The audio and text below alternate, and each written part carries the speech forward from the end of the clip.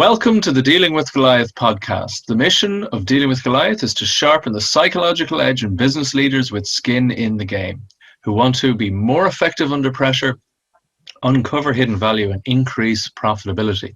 With expert guests across the business spectrum, we deliver gems of wisdom, delving into their methods, their thinking and approach to business, life, and to problem solving. This is the double espresso shot of insight through our short interview format, where we are concise with 5 questions in about 9 minutes. I'm your host, Al McBride, and my guest today is Nina Cooke. Welcome, Nina. Hi. Nice to be here, Al. It's great to have you. So, Nina, for the audience out there, Nina is a business mindset coach helping entrepreneurs to release their inner blocks so they can hit that sweet spot of continually growing their impact, income, and downtime. She hosts Entrepreneur's Inner Game podcast and has been featured in Forbes and on BBC Radio. Now, I have to say, on a personal note, Nina has been recommended to me by so many people that I hold in very high regard, and several of whom are actually clients of Nina, not just colleagues, and they all sing Nina's praises. So I've been listening back through your podcast, Nina, and there's some outstanding stuff in there. I have to say, I've been really enjoying it. So I'm very, very pleased and flattered to have you on the show, so welcome. Oh, it's an honor to be here. Well, it's great to have you. So we'll dive straight in. So tell us, who is your ideal client and what's the biggest challenge that they face?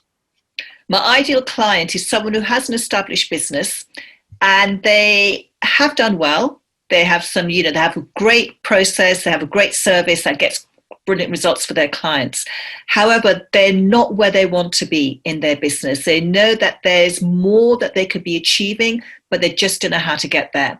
So they've tried lots of different things, new strategies, new processes, they've implemented things, but they're still not where they want to be. So they get to the stage where they think, the only thing that's getting in my way is me. Right. And when they get to that stage, when they realize that they want to do some work on their mindset in order to be able to create that new powerful thinking that will enable them to take big, bold action in their business, it may involve taking bigger risks. Right. But they have the mindset that allows them to show up in that bigger way, play a bigger game. That's when that's when I love working with them at that stage. Excellent. I mean, you're touching on the answer to my next question. You preempted it very well. What are some of those common mistakes that people make when they're trying to solve that problem? So they're starting to realize that, as I said, they're their own main blocker. So what are some of those things that they might try that don't quite work before they get to your good self? Well, they may think that there's a new strategy they can try and they've seen someone else being successful with it. They think, okay, I'm going to hire that coach because they're doing exactly what I want to do. So maybe they want to launch a new program online, but they don't know how to launch. So that person is, gets big figures, so I'm going to work with them. And then often they'll learn exactly that person's process and then try and apply it. But it doesn't fit in with their skill set. They're not aligned with it. So for my example is I worked with someone, I paid them a lot of money to help me to launch my first group coaching program. Right. And involved doing lots of, creating lots of lead magnets, doing lots of webinars, sending out so many emails. It was a very long chain of things. And I did it all diligently, step by step, but I hated the whole process from beginning to end. It didn't line with me. I thought I was just doing things mechanically. My energy wasn't good when I was doing it. I launched. Guess what? I had, I think, 3 people sign up. It wasn't big enough for me to create my group coaching program. So then I thought, okay, I need to play to my own strengths and my own skill set. How can I create a group coaching program doing things that I really enjoy doing? And I came up with a really simple system. I sent 3 emails to my email list and I got 8 signups. Wow. So it's doing things that really align with you. And before I sent the emails, I thought let's just check my energy when I'm sending out the first email. And I checked my energy. My energy wasn't good. My energy was, they're not going to respond. I'm not going to be able to create this group coaching program. So I uncovered my limiting belief, which is people don't respond to my emails. Okay. I dissolved that limiting belief and I replaced it with a new empowering belief. My list love hearing from me. And I sent that email out with that energy. 40 people raised their hands to say they were interested. Wow. And I thought, this works. This works when I'm aligned with it. So that's one of the mistakes, that we follow other people's processes, but we don't think, is this the right process for me? Right. So we don't try and make sure, as you said, you use the word alignment a few times, and it's very much the right word. But I said that it's not a good fit, because if we were going to work with a coach, I mean, I'm often invited, particularly with corporate clients, I'm often invited to do this sort of chemistry meet, which is basically to make sure that you're a good fit for one another. And what I'm hearing you say is that if you're getting on a course, or if you're getting to work with a coach, that you have that same idea of, does this align with me? Does this person or these strategies or tactics actually work for me or work with me and what I think I'm about? Exactly, because some people's skills in reaching out is to phone. Another person likes to email. Another person may like to do some social media.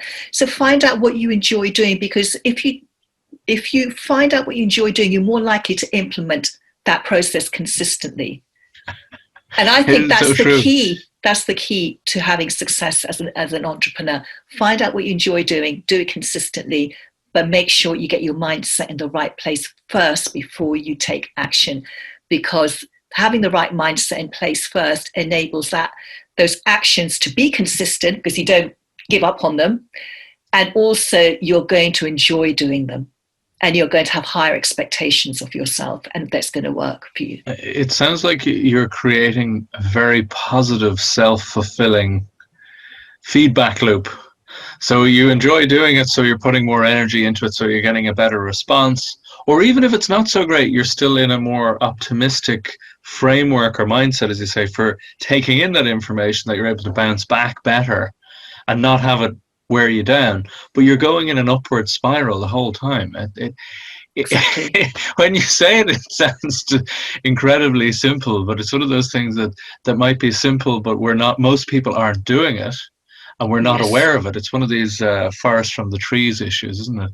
It is. I think people do it the wrong way around. This is my personal opinion, that they do the implementation before they've got their mindset fixed. If you get the mindset fixed, the implementation becomes much easier. And as you said, you build a lot more resilience, because not everything works. That's the beauty of being an entrepreneur. You never know what's on the other side of the activity, what result is going to get. No one can predict a result, from sending out an email, making a phone call, whatever it is. No one knows the result. So it's taking that risk. And a lot of people are just scared of taking the risk because they have the mindset, it's not going to work for me. I'm going to get criticized. I'll be judged. People won't like my stuff. People won't pay me what I want. So we have all these stories that we create which block us from taking the action. So remove those stories, put new empowering stories in place, then take the action, and then see what happens. It's so true. It's so true. I was reading just the other day that something that surprised me, that some of the most successful CEOs, now I don't usually work at the large corporation CEO level. I usually prefer, smaller, a little bit more medium, small businesses. But it fascinated me that a lot of these people who I thought would be super rational logic, and I'm sure they are as well, but they claim that that's one of the differences in high-performing CEOs than moderately performing ones, is that they go with their gut instinct far more, which was a real surprise, that they literally use intuition. And as part of that, it's this positive, opportunistic mindset for what's there, what's not. And they trust themselves, which is fascinating. That, as you said, their whole perceptive, I mean, in science we call it the reticular activation system. Basically, what your filter is doing is filtering in this extremely opportunistic but positive, forward-looking filter, which is remarkable. Yeah. Okay, so as you said, it all starts with the mindset, and probably comes back to the mindset. It's probably a circle as well. It is, because you can, if you want to have a certain income in life, you have to have the beliefs that allow you to have that income, because otherwise, you'll go through, you may have a really great month that you've earned more than you've ever earned before. And it's not all about the money, but I'm just using income as an example here. So, you go through, you have your best month ever. But then if you think, this feels a bit scary, I'm not sure I deserve that much, next month, you'll make sure you self-sabotage, and then you'll go back down to your previous income, or even less. Or it might just be 10% more, but not that big jump, because, you just don't feel comfortable around it. So clear out all of that stuff, clear it out, and then you will see bigger results. It has to be true, because when you have those beliefs that expect that you know you deserve all the success you want, all the fulfillment you want in life, then your mind thinks, that's what you want, let's bring it in. And it just becomes easy. You become more of a receiver than that, pushing, grinding entrepreneur, which everything feels really difficult and exhausting. And that's part of the myth, isn't it? That as entrepreneurs, or business owners, you're meant to be grinding the whole time. You're really hustling to survive, and all this sort of survival, aggression, law of the jungle type language. And as we were talking before we hit record there, but it was something you mentioned, that it's the difference between this push versus pull energies. And as you said, it's a radically different feeling for someone on the other side of that equation, isn't it? It is, and it's a much nicer feeling. Feels because more natural, yeah. And you're not saying being an entrepreneur is easy. We know how to put a lot of work in at the beginning, build your business, all of that. But they're all saying, you're going to be working a couple of hours a day and you're going to have an amazing business. That's not, but it's the energy you bring into each and every moment. That's the important thing. That's the important thing. And so you mentioned clearing out some of those blocks, which I'm sure is a whole process, and it's very intricate. But what is one valuable free action that the audience can implement that will help them with that issue?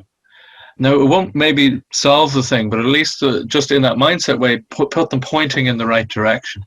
Absolutely. Well, there's a little formula that I share with my clients, and that's the 3 A's formula. It's very, very simple to explain, but challenging to do. First A is awareness. Be aware of your thinking. Be aware when you've gone down that rabbit hole with negative thinking and you're just playing that loop again and again. And be aware that it's causing you to hesitate or procrastinate and not do that action in your business that you know you should be doing. So first step is awareness. And it's easy to become aware if you just say, okay, I'm going to grab a pen and paper and I'm going to just capture my thinking. When I'm thinking about doing that activity, maybe posting on social media, it may be making a phone call, maybe a sales call that you should be setting up. Mm-hmm. So just write down on a piece of paper your negative thinking. So now you can capture it. Okay, that's interesting. The second step, the second A, is acceptance. Accept this is what I'm thinking. Because the moment we start wishing it was different to how it is, then we get into the resistance mode. Mm. I wish I didn't think like this. I wish I could just be really positive about stuff. No, because that's wishing something that isn't. It is what it is. And let's just accept it. So that's my thinking right now. That's fine. And then the fight goes out immediately. And then the third step, third A, is action. Okay, so this is how I'm feeling about this activity. That's fine. Now, what action can I take to change that? So it may be, you take an action where you just say, okay, I'm just going to clear my mind. I'm just going to take 10 deep breaths and just see how I feel about doing this activity then. Or it may be, okay, I'm going to do a little bit of, I'm going to do a productivity process right now to make me just sit down for 25 minutes, Pomodoro or whatever, and I'm just going to press that, 25 minutes, and I'm just going to sit down and do it. So whatever it is, but you can just start thinking, how can I change this situation now? Okay. What action can I take? And that's really a simple process, but I know it's challenging to do. Very much. It sounds also that last action, which was interesting, is that it just needs to be even a small step. But the key principle, if I heard you right, was that it needs to be something pretty much right now. Like you as in, don't make a huge action plan, some massive gesture. It's just something to step toward the direction you want to go. Absolutely. Okay, very good, very good. What is one valuable free resource that you can direct people to that will help them with that issue? Well, this is something I've created. It's called the Millionaire Mindset Scorecard. And I created it because so many of my clients say, I just want to be able to, if I have a 7-figure lifestyle, then I'll just be able to take time off my work, etc. And the question is, well, why aren't you there yet? So this scorecard helps you to find out what your limiting beliefs are that are stopping you from having that lifestyle. And it's very easy to do. It's fun to do, and also it points you it points you towards the next steps of how you can start creating more empowering beliefs as well. And it's at ninacooke.co.uk/scorecard. Outstanding. It sounds like something I should probably take another look at. It's something I do every 6 months or so, is write down some of those beliefs when I notice that I'm hitting blockers. But if you have a very neat format for it, I'll certainly have a look at that. That's hugely valuable. Again, it sounds one of those sort of things that sounds deceptively simple, but as you said, is a little tricky to do. But the value in doing it is off the chart. Off the chart. It's not just in your business, it's in every area of your life. And it transformed the way you show up, not just in your business, but in life. Excellent stuff. So what's the one question I should have asked you that would be of great value to our audience? Why is it so challenging? Why do we automatically seem to think about the negative stuff instead of automatically thinking positive thoughts? Now, I don't have the answer to that, but I do feel that it's something that is almost, there's lots of conditional thinking that goes on. And we tend to say, okay, that's how I was brought up. That's my childhood. That's my parents. They knocked the confidence out of me. However, when we stop blaming our parents and saying, okay, I created all these beliefs inside of me. No one gave them to me. It's not like osmosis, we absorb it and they just fixes in our head. I had to make decisions about everything I've seen in my life, every single event. And then I've made a decision. Is what they're saying about me, is that true? Or am I going to reject it and make up my own story about me? So I think once we take 100% responsibility and we stop blaming our parents and other adults in our lives, then we're able to really make the change, because then we are in control of our lives. That's another key truth right there, Nina, isn't it? That it, again, sounds deceptively simple, but you just take responsibility for your own thinking, but it's a work in progress. But as I said, even the first steps in that process can be hugely valuable. Absolutely. Yeah, absolutely. Any awareness that you have about your thinking, that's when you're catching at your thinking. And you're saying, I know what's going on. I've got all these negative thoughts, but I'm not going to identify with them. So any awareness is just golden. Absolutely. I've found, obviously meditation and mindfulness has become much more mainstream in the last few years, which is a great thing, because it's that helps you with that awareness of noticing thoughts, particularly when they're daft. But I find I get much better at it when I make it a game. Now, maybe that's just me, but it also feels less serious. It's important, but it's not as serious, and it can be playful. And it also helps me release them a lot more when they feel nearly silly, It's like, I spotted that. Oh, what an idiot, what a foolish thing to do or say. It's like, and it allows it makes it a little bit lighter. It's not being carried like a weight, That's just me. I don't know. I think it's really important. We take things too seriously. We take life too seriously. Difficult things happen for sure. I mean, look at this year. But it's always the response. We can always choose our response to whatever's going on and making it lighthearted, making it playful. You're saying, well, this is a game of life. I'm here to play. And there's going to be setbacks, but let's just play and make it easier. Because it's a choice. It's a decision. That's all it is. It's a beautiful way to finish up there as well. It's a choice, it's a decision, and that's exactly it. And bring back the joy, yeah. Choose to see where the fun in the thing is. I think I'm still learning that one. I fall into being very serious sometimes and to pull myself out, usually by making fun of myself. It's not a bad way of doing it. It's a decision, it's a choice, that's exactly it. So thank you so much for coming on the show, Nina. Well, thank you for having me on. It's been great. Excellent, thank you.